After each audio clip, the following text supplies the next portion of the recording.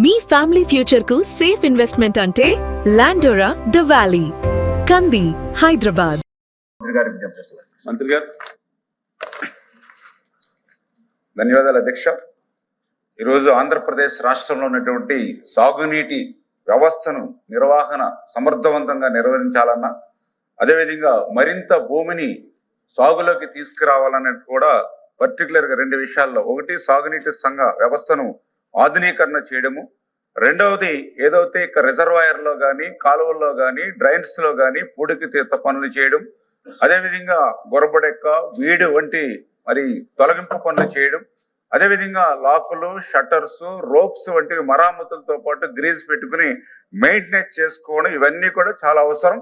వీటన్నిటితో పాటుగా ఆఖరి ఎకరానికి కూడా సాగునీరు అందాలని అంటే మరి పర్టికులర్ గా ఈ ఒక్కొక్కసారి టర్న్ సిస్టమ్ వంతుల వారి విధానం ఏదైతే అమలు చేస్తామో వాటిని కూడా సమర్థవంతంగా అమలు చేయాలనేటువంటి ఉద్దేశంతో గౌరవ ముఖ్యమంత్రి చంద్రబాబు నాయుడు గారు కూడా ఈ యొక్క సాగునీటి సంఘాలను కూడా ఏర్పాటు చేసి, అంటే రైతాంగానికి సంబంధించినటువంటి పనుల్లో వ్యవసాయ పనుల్లో కూడా రైతుల భాగస్వామ్యం కావాలనేటువంటి ఆలోచనతో నీటి సంఘాలను కూడా తీసుకొచ్చాం. ఈ రోజు 60,000 మంది రైతు ప్రతినిధులు ఇవాళ సాగునీటి సంఘాలలో ఇవాళ ప్రాతినిధ్యం వహిస్తున్నటువంటి పరిస్థితి అధ్యక్ష.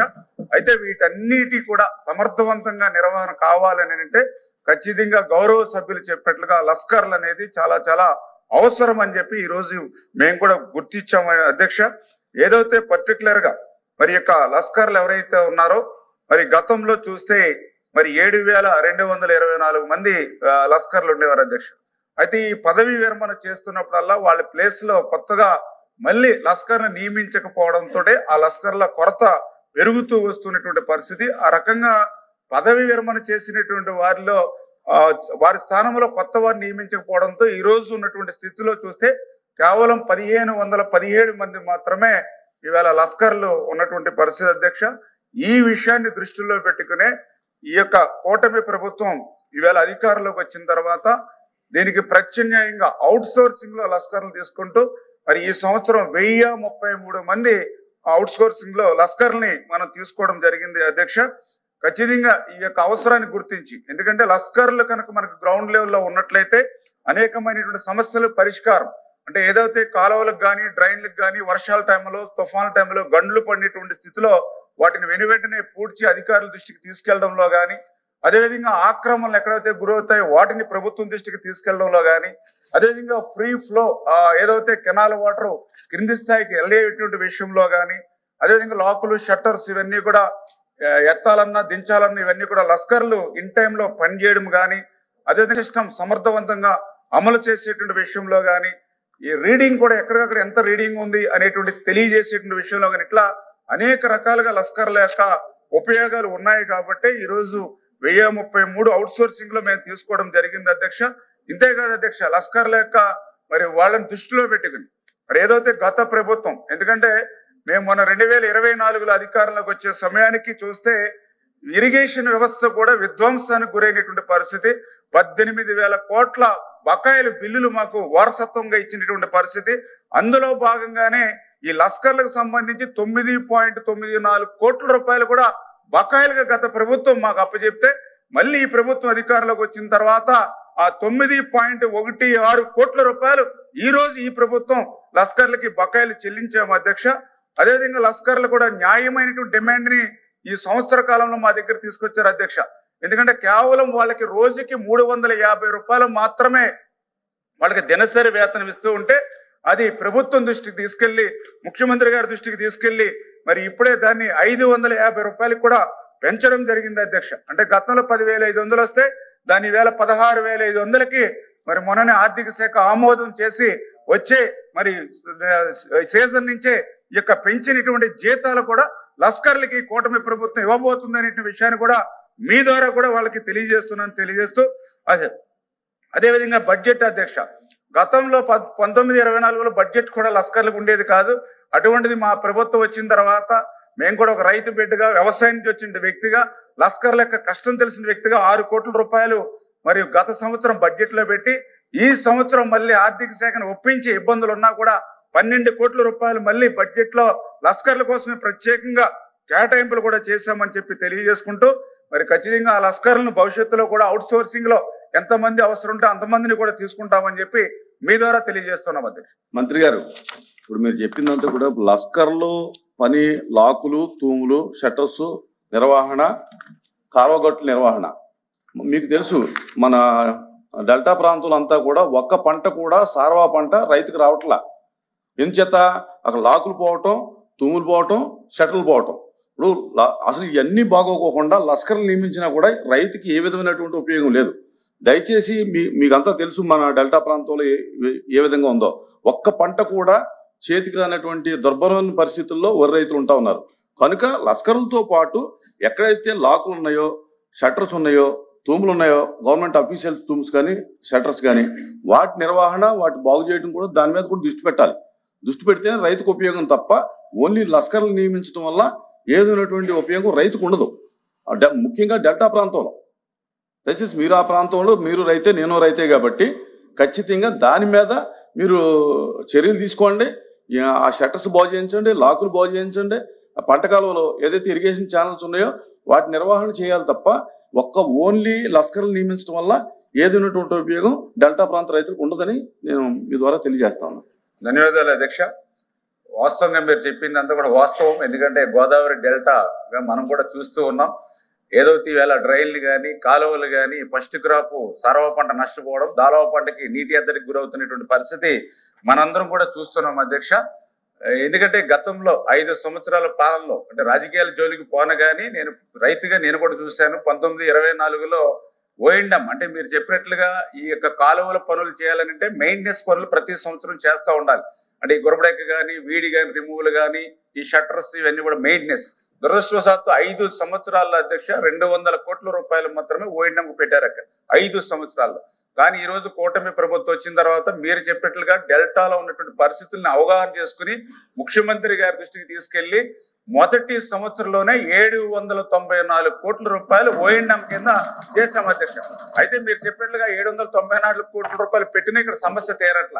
దాన్ని దృష్టిలో పెట్టుకుని ఈవేళ అటు వెస్ట్ గోదావరి కానీ, ఇటు ఈస్ట్ గోదావరి కానీ, ఉభయ గోదావరి జిల్లాల యొక్క పరిస్థితిని దృష్టిలో పెట్టుకుని మొన్న ఏదైతే రైడార్ సర్వేకి 13.4 కోట్ల రూపాయలు పెట్టి రైడార్ సర్వే చేయించాం అధ్యక్ష. మొన్ననే 21వ తారీఖు తోటే 2 జిల్లాలు కూడా సర్వే పూర్తయింది. వాళ్ళు మార్చిలో కల్లా మన డిపిఆర్ తయారు చేసుకుని ఒక పర్మనెంట్ గా, ఎందుకంటే ఆ రోజు 1990లో చెన్నారెడ్డి గారి సమయంలో ఒకసారి ప్రక్షాళన జరిగింది. మళ్ళీ ఆ విధంగా 2 జిల్లాలకు సంబంధించిన డెల్టా ఆధునీకరణ జరగాలని చెప్పేసి ఒక పర్మనెంట్ ప్రోగ్రామ్ గా తీసుకోవాలని ఆ రైడార్ సర్వేను కూడా చేశాం అధ్యక్ష. తప్పనిసరిగా మీరు చెప్పినట్లుగానే ముఖ్యమంత్రి గారి దృష్టిలో పెట్టుకుని ఆధునీకరణ పనులన్నీ కూడా చేపడతామని చెప్పి తెలియజేస్తున్నాం అధ్యక్ష. ఇరిగేషన్ 1 మినిట్ ఈయనయ్యా బాబు మాట్లాడుతూ ఉండు రమణ. ఇరిగేషన్ ఛానల్స్ కి మంత్రి గారు చాలా చోట్ల మన ఏరియాలో అనఫీషియల్ గా తూములు పెట్టేశారు. అనఫిషియల్ గా గండు కొట్టేశారు, అనఫిషియల్ గా తూములు పెట్టేశారు. ఆ పెట్టేయడం వల్ల, అనఫిషియల్ తూములు పెట్టడం వల్ల కాల్కులేటెడ్ వాటర్ అంతా కూడా పైన ఉండిపోతుంది తప్ప కిందకి వెళ్ళట్లా. కనుక అనఫిషియల్ తూములు ఏవైతే ఉన్నాయో, అనఫిషియల్ షట్టర్స్ ఏవైతే ఉన్నాయో వాటి మీద కూడా చర్యలు తీసుకుంటే కింద భూములకి నీళ్ళు వెళ్తుందండి. తప్పనిసరిగా సార్. ఇప్పుడు మా రైడర్ సర్వే చేసింది దానికోసం. ఇప్పుడు సోదరులు చెప్పినట్లుగా ఈ డెల్టాకు సంబంధించి ముఖద్వారం అంటే సముద్రాల్లో కలిసేటువంటి చోట కూడా ఉప్పులేరు దగ్గర కూడా ఫుల్ అయిపోయి కొల్లేరు ఇవన్నీ కూడా ముంపుకు గురవుతున్న పరిస్థితి అధ్యక్ష. ఈ లైడార్ సర్వేలో మొత్తం టోటల్ గా ఎంత సిల్ట్ పేరుకుపోయింది, ఎక్కడెక్కడ లాకులు ఎటువంటి పరిస్థితులు ఉన్నాయి మొత్తం టోటల్ రిపోర్ట్ వస్తుంది అధ్యక్ష. అది 2000 కోట్లైనా మీరు చెప్పినట్టుగా మన స్ట్రైట్ కట్ దగ్గర, గొల్లపాలెం దగ్గర, అలాగే పడతడిగి దగ్గర ఉన్నటువంటి స్ట్రైట్ కట్ కొత్త కాలువ గానీ దాని మొగలన్నీ పూడిపోవటం వల్ల గ్రామాలు మునిగిపోతున్నాయి. అక్కడ సముద్రం పూర్తిగా ఒక ఊరు చిన్నగొల్లపాలెం అనేటటువంటి ఒక ఊరు కూడా పూర్తిగా కనుమరుగయ్యేటువంటి పరిస్థితి ఉంది. అంచేత స్ట్రైట్ కట్ చేయాలి. ఆ రకంగా ఏదైతే మౌత్ ఉందో, సీ మౌత్ ని అక్కడ ఉండేటువంటి సిల్ట్ అంతా కూడా తీయాలి. అదే సార్, ఇప్పుడు మీరు చెప్పినట్లుగానే అవన్నీ కూడా ఇప్పుడు మనకి రైడార్ సర్వేలో మొత్తం వస్తాయి అధ్యక్ష. నాకు తెలుసుంటే దగ్గర ఒక 2000 కోట్లు 2500 కోట్లు అవసరం అవుతుంది. ఆర్థిక పరిస్థితి ఇబ్బందులు ఉన్న దృష్ట్యా ఏ రకంగా దీన్ని హైబ్రిడ్ మోడల్లో చేయాలా, లేకపోతే ఇతరత్ర మనం ఏదైనా అవసరం అయితే ఏదైనా బ్యాంక్ నుంచి అయినా లోన్ అయినా క్రియేట్ చేసుకుని చేయాలనే దాని మీద తప్పనిసరిగా ముందుకు వెళ్తామని చెప్పి తెలియజేసుకుంటూ, ఏదైతే ఉప్పుటేరుకు సంబంధించి మేము కూటమి ప్రభుత్వం అధికారంలోకి వచ్చిన తర్వాత మొన్ననే 9 కోట్ల రూపాయలు ఇచ్చి ఆల్రెడీ డెడ్జింగ్ పనులు చేస్తున్నాం అధ్యక్ష. అయితే 8 కోట్లు 9 కోట్లు కూడా గత 5 సంవత్సరాల పనులు పేరుకుపోవడం వల్ల అది 10% అవుతూ ఉంది. 100% పూర్తి అంటే కావాలంటే మన రైడ్ అధికారులు ఇచ్చినటువంటి మీకు సమాచారం ఏదైతే స్లిప్ ఇచ్చారో అది ఉప్పుటేరులో చేయటం వరకు ఓకే, కానీ ఉప్పుటేరులో పైన చేస్తున్నారు. నేను చెప్పేది ఏంటంటే కింద మౌత్ ఏదైతే మౌత్ పూడుకుపోతే పైన ఎంత సీల్ తీసినా కూడా ఉపయోగం లేదు. మౌత్ క్లియర్ చేయాలి ముందు. ఓకే ఓకే సార్, అదే మీరు చెప్పినట్టుగా రాసి ఇస్తే